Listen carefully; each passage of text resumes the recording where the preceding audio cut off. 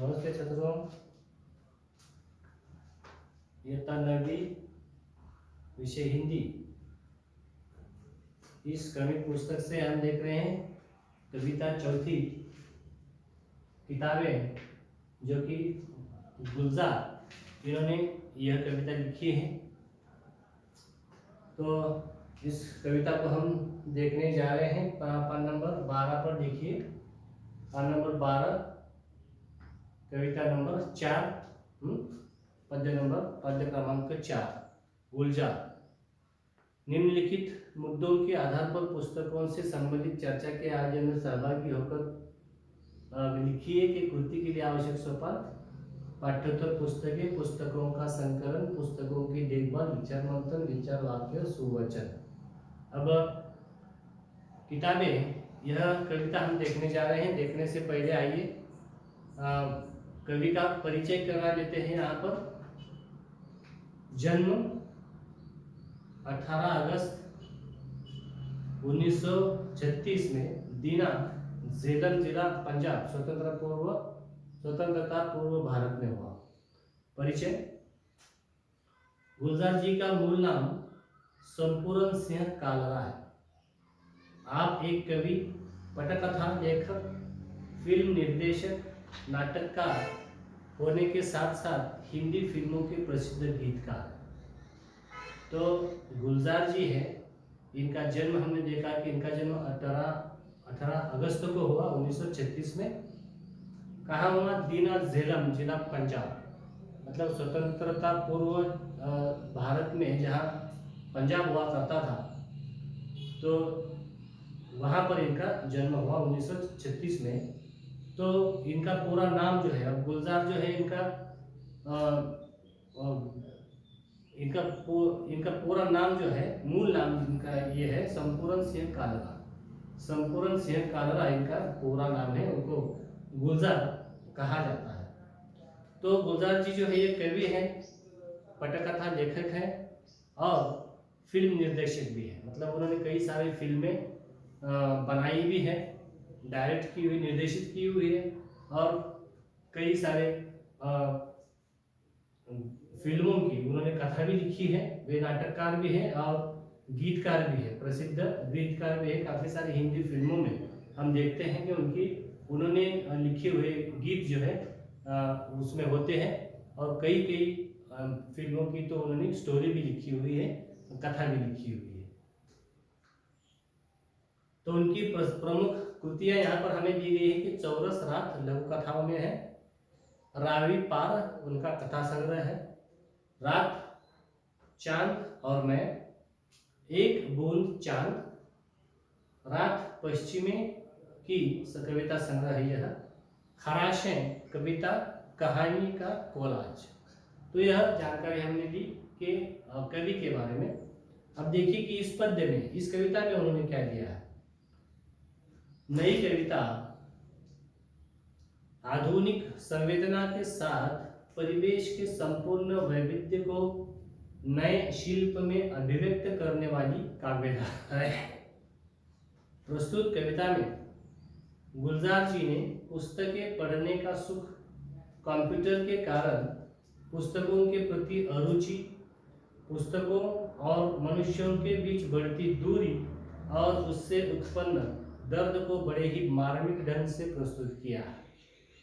तो इस कविता के माध्यम से कवि हमें यह बताना चाह रहे हैं कि किस तरह पहले किताबें हुआ करती थी। अब हम देख रहे हैं, हम सब किताबें जो है कंप्यूटर पर आ गई है। अब हम जो है पन्ने, इस तरह से पन्ने पलटने के बजाय वहाँ पर अगले पेज को क्लिक करते हैं और दूसरा नया पेज जो है आपके सामने अपने मोबाइल के ऊपर या फिर अपने कंप्यूटर के ऊपर आ जाता है। तो यहाँ जो पलटने का आनंद था, किताबें पढ़ने का जो आनंद था, उसमें से जो भी स्टोरीज पढ़ी जाती थी, उनमें से जो भी कथाएं पढ़ी जाती थी, कविताएं, गीत पढ़े जाते थे, तो यह मज़ा जो है ये कुछ अलग ही था। तो अब ये सारी किताबें जो है आपकी आ गई है, कहाँ पर? कंप्यूटर पर आ गई है। तो अब इसका मज़ा नहीं रहा। तो लेखक यहाँ पर हमें इस बात पर गौर करा रहे हैं, इस बात का कि हमारी जो संवेदना है पढ़ाई की, पढ़ने में जो आकर्षण, पहले किताबें पढ़ने का जो आकर्षण हुआ करता था, जो लज्जत और जो पढ़ाई करने का जो मज़ा आता था, तो यह कहने की वो कोशिश कर रहे हैं कि कंप्यूटर के कारण पुस्तकों के प्रति जो है अरुचि हुई है। मतलब उसमें जो किताबें पढ़ने में जो लोगों को रुचि थी, पहले आनंद आता था, मज़ा आता था किताबें पढ़ने का, तो वह कंप्यूटर के कारण नहीं आ रहा है। और पुस्तकों और मनुष्य के बीच की जो है दूरी जो है अब बढ़ गई है, और उससे उत्पन्न जो कि दर्द है, उस दर्द को लेखक ने इस पद्य के माध्यम से, कविता के माध्यम से बड़ी ही रोचक ढंग से, मार्मिक ढंग से यहाँ पर किया है। देखिए, मैं कविता को पढ़ता हूँ, पहले पूरी कविता पढ़ेंगे, फिर उसके बाद एक एक उसकी कड़ी जो है एक समझने की कोशिश करेंगे। देखिए, पाठ नंबर 12 4 नंबर की यह पद्य है, किताबें। गुलजार इन्होंने लिखी हुई है। गुलजार जी का पूरा नाम है संपूर्ण सिंह कालरा। देखिए, किताबें झांकती है बंद अलमारी की शीशों से, बड़ी हसरत से तकती है, महीनों अब मुलाकातें नहीं होती, जो शामें उनकी सोहबत में कटा करती थी अब अक्सर गुजर जाती है कंप्यूटर के पर्दों पर, बड़ी बेचैन रहती है किताबें, उन्हें अब नींद में चलने की आदत हो गई है। जो कदरें वो सुनाती थी कि जिनके सेल कभी मरते नहीं थे, वो कदरें अब नजर आती नहीं घर में, जो रिश्ते वो सुनाती थी वह सारे उधड़े उधड़े हैं। कोई सफा पलटता तो एक सिसकी निकलती है, कई लफ्जों के मानी गिर पड़े हैं, बिना पत्तों के सूखे टुंड लगते हैं वो सब अल्फाज, जिन पर अब कोई मानी नहीं उठते। जुबान पर जो जायका आता था वो सफा पलटने का, अब उंगली क्लिक करने से बस झपकी गुजरती है। बहुत कुछ बतह खुलता चला जाता है पर्दे पर, किताबों से जो जाती राबता था कट गया। कभी सीने पे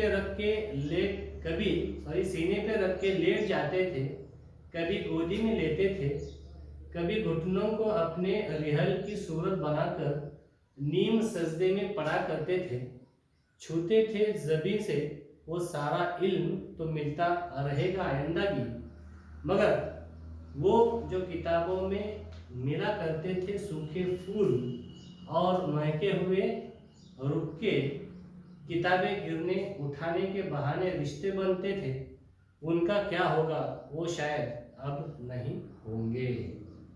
तो देखिए किस तरह से उन्होंने इस दर्द को बताया है कि जो मज़ा किताबें पढ़ने का था वो कंप्यूटर पर देखकर पढ़ने में नहीं आता है, वो मज़ा अब नहीं आता है। यह बताने की यह कोशिश गुलजार जी ने हमें हमारे पास यहाँ पर की है। देखिए, किताबें झांकती हैं बंद अलमारी से, शीशों से बड़ी हसरत से टकती है। देखिए, किताबें झांकती हैं बंद अलमारी की शीशों से। अब देखिए, अब जो किताबें हम देख रहे हैं कि वो बंद अलमारी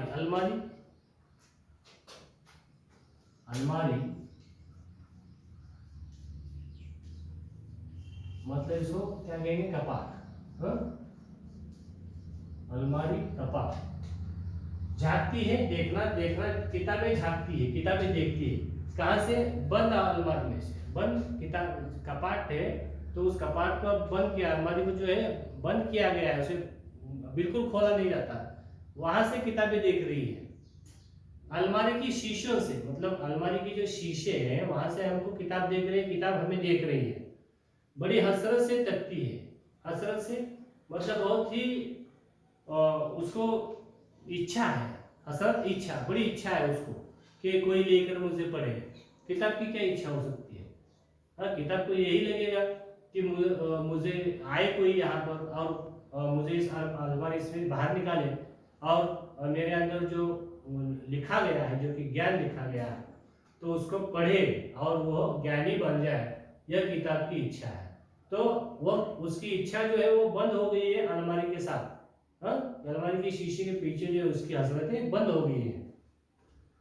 अब महीनों तक महीनों अब मुलाकातें नहीं होती। अब कोई उसके पढ़ने के लिए आ ही नहीं रहा। मतलब पहले जो था कि लाइब्रेरियां, बड़ी बड़ी लाइब्रेरियां हुआ करती थी, आज भी है, लेकिन ये जो बड़ी बड़ी किताबें हैं वह अब कंप्यूटर पे आ गई, मोबाइल पर भी आ गई है।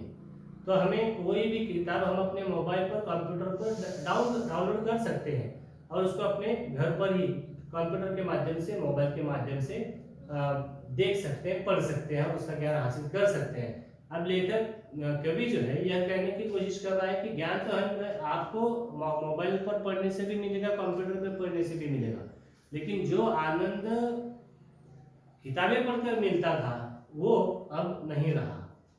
तो इसलिए महीनों तक कोई किताब लेने नहीं आता, इसलिए किताबें कह रहे हैं कि महीनों तक अब मुलाकात नहीं होती।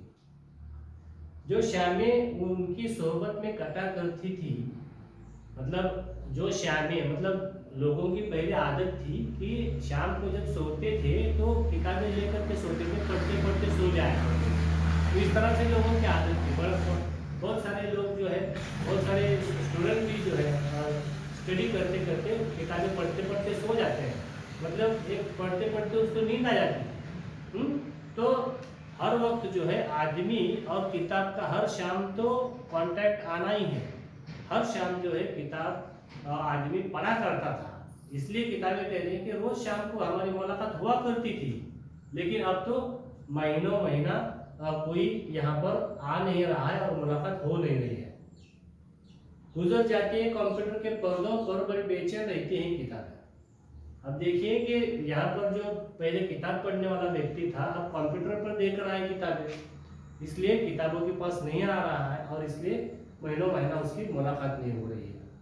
तो इसके लिए उसके पास कोई नहीं जा रहा है, इसके लिए किताबें बड़ी बेचैन है और चाहते हैं कि कोई आए और मुझे पढ़े। उन्हें अब नींद में चलने की आदत हो गई है, जो कदरें वो सुनाती थी कि जिनके सेल कभी मरते नहीं थे, कि अब उन्हें किताबों को जो है रात को चलने की आदत हो गई है। और जो पहले वो मूल्य बनाते थे, कदरें मतलब मायने, कदरें मायने मूल्य, मतलब किताबें जो अच्छी अच्छी किताबें थे वो हमारे अंदर कुछ मूल्य तैयार करते थे, कुछ संस्कार हमारे अंदर तैयार करते थे। और वो जो मायने सुनाती थी किताबें, और उन्हें सुनाने के लिए कोई सेल की जरूरत नहीं थी, उनके सेल कभी डिस्चार्ज नहीं होते थे, उनकी बैटरी कभी डिस्चार्ज नहीं होती थी, कंटिन्यू जो है वो ज्ञान देने का काम जो है करते थे। वो कदरें अब नजर आती नहीं घर में, जो रिश्ते वो सुनाती थी। अब जो रिश्ते पढ़ने वालों का और किताबों के बीच हुआ करता था, वह रिश्ते जो है आज देखने को नहीं मिलते। यह कवि कह रहे हैं कि यह बहुत ही बुरी बात है कि अब किताबों से आदमी दूर हो गया है। तो यह देखने की हम कोशिश कर रहे हैं कि किताबें हमारे लिए कितने जरूरी थी। तो इस पद्य के दो कड़वे हमने खत्म किए हैं। अब अगली कविता जो है अगले वीडियो में देखेंगे, इसका स्पष्टीकरण। तो जहाँ तक कि पढ़ा गया है, समझाया गया है, इसको एक दो बार पढ़िए और खुद समझने की कोशिश करें। तो रुकते हैं हम यहाँ पर। धन्यवाद।